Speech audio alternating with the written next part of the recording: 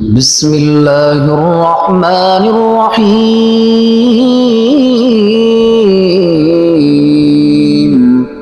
قل يا أيها الكافرون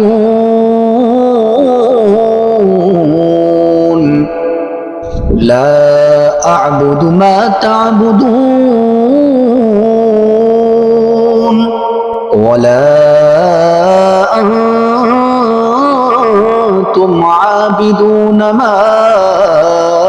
أعبد ولا أنا عابد ما عبدتم ولا أنتم عابدون ما أعبد